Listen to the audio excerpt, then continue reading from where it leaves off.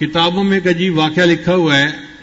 اس واقعے کو الاصابہ فی تمییز الصحابہ میں علامہ ابن حجر رحمۃ اللہ نے نقل کیا ہے. سیدنا عثمان غنی اللہ عنہ کے زمانے میں ایک نوجوان شخص تھا، ثقفی تھا، طائف کا رہنے والا،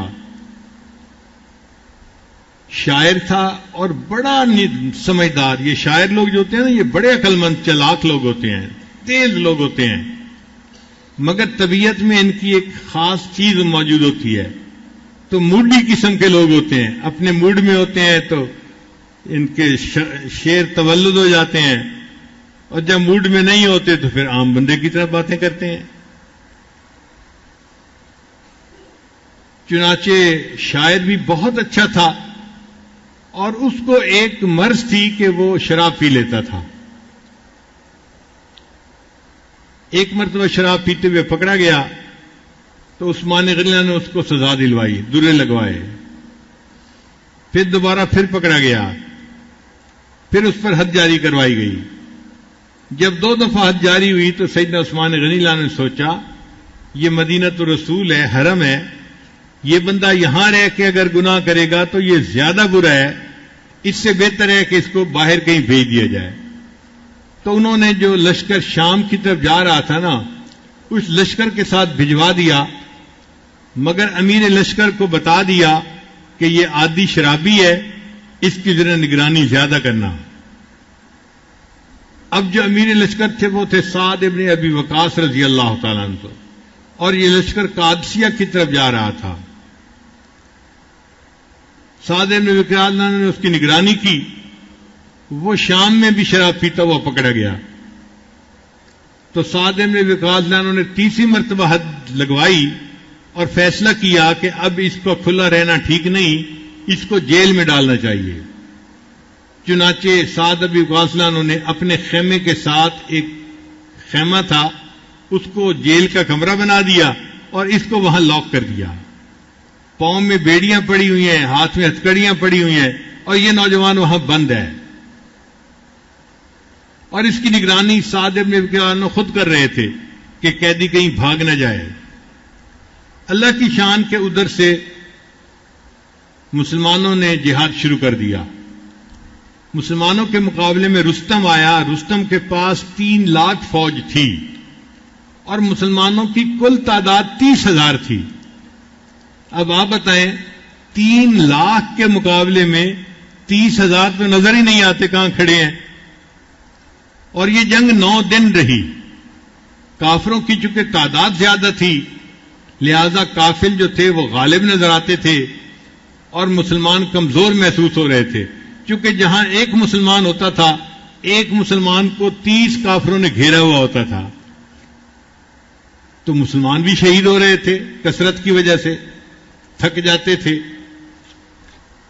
اب 2-3 دن کے بعد خبر عام ہونی شروع ہو گئی کہ مسلمانوں کو شکست ہو رہی ہے اور کافر جیت رہے ہیں. اور ویسے بھی رستم کا دبدبہ تھا، وہ بڑا بہادر مانا جاتا تھا، تو لوگ سمجھتے تھے کہ رستم کی وجہ سے اس کی فوج بڑے جوش و خروش میں تھی اور لڑ رہی تھی. اب جب مسلمان کمزور تھے اور شکست کھا رہے تھے تو ہمتیں پست ہو رہی تھیں. تو یہ خبر بالآخر عورتوں تک بھی پہنچی، خیمے تک بھی پہنچی.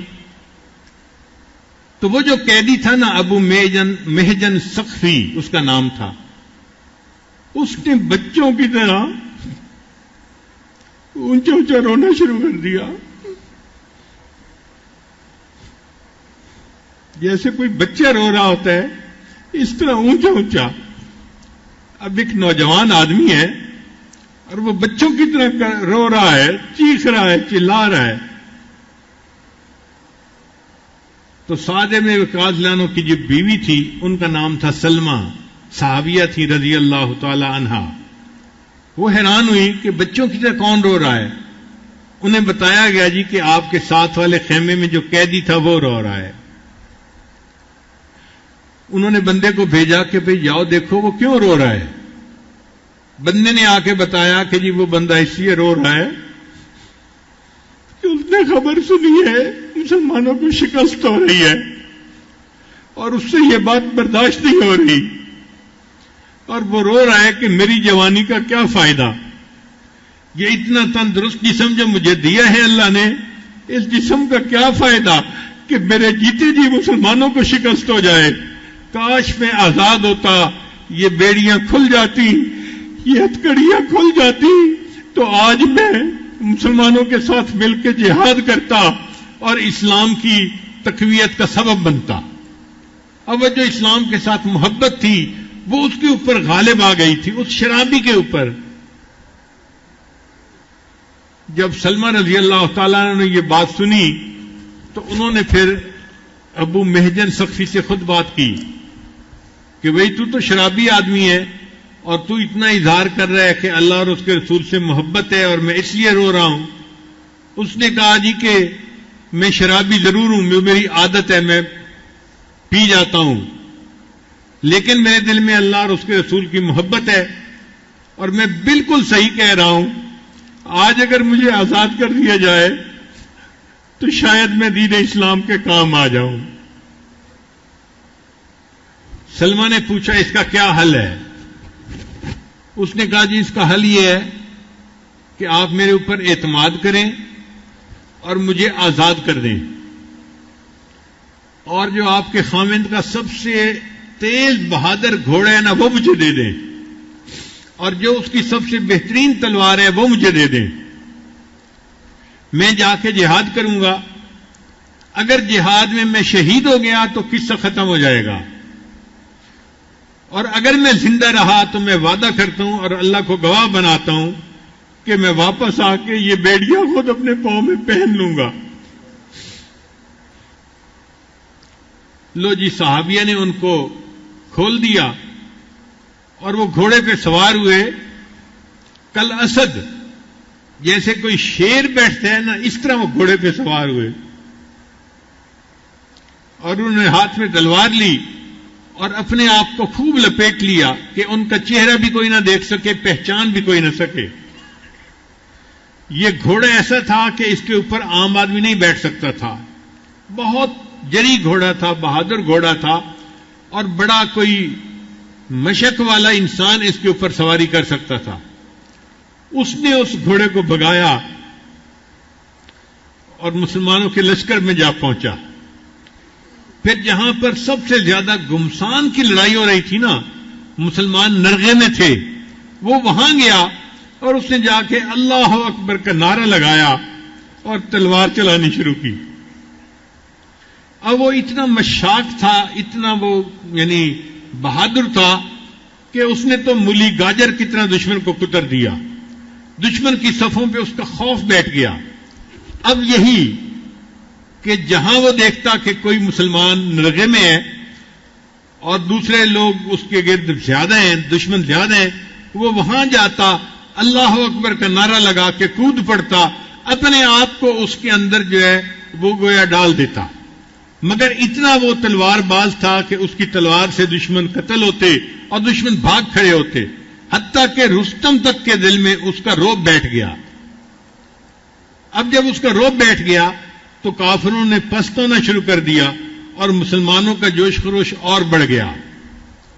سعد ابن ابی وقاص اللہ عنہ دور بیٹھے ہوئے یہ سارا منظر خود دیکھ رہے تھے، حیران بھی ہو رہے تھے کہ یہ کون بندہ ہے کہ جس کو ہم پہچانتے بھی نہیں، اور جو صبح ہمارے ساتھ نہیں تھا اچانک کہیں سے آیا ہے، اور اس کی وجہ سے جنگ کا پاسا ہی پلٹ گیا۔ اللہ نے کیا کہ شام کو اللہ نے مسلمانوں کو فتح عطا فرما دی، قادسیہ فتح ہو گیا۔ اب سعد بن وقاص نے سوچا کہ میں اس مجاہد کو دیکھوں کہ جو فلاں گھوڑے کے اوپر سوار تھا، وہ مجاہد ملتا ہی کہیں نہیں تھا، ادھر سے پوچھا ادھر سے پوچھا، کوئی نہیں ملا۔ اب سعد ابن وقاص اللہ عنہ خوش بھی تھے حیران بھی تھے۔ خوش اس پہ تھے کہ اللہ نے مسلمانوں کو فتح عطا فرما دی، اللہ نے اسلام کو غالب فرما دیا۔ حیران اس بات پہ تھے کہ وہ مجاہد کہاں گم ہو گیا، کیا آسمان پہ اٹھ گیا یا زمین اس کو نگل گئی یا کہیں چلا گیا۔ خیر اپنے خیمے میں واپس آئے اور اپنی بیوی کو بتایا اللہ نے مسلمانوں کو فتح عطا فرما دی، لیکن مجھے لگتا ہے کہ آج کوئی اللہ تعالیٰ کی خاص مدد ہوئی ہے۔ بیوی نے پوچھا وہ کیسے؟ انہوں نے کہا کہ ایک لگتا ہے کوئی فرشتہ اللہ نے بھیجا تھا، اس کو ہم پہچانتے نہیں تھے، اور اس نے تو سواری کی ہوئی تھی میرے گھوڑے کے اوپر، اور ایسے لگتا تھا کہ میری تلوار اس کے ہاتھ میں ہے، اور وہ اتنا بے جگری سے لڑ رہا تھا، اس ایک بندے کی وجہ سے اللہ نے اسلام کو فتح عطا فرما دی۔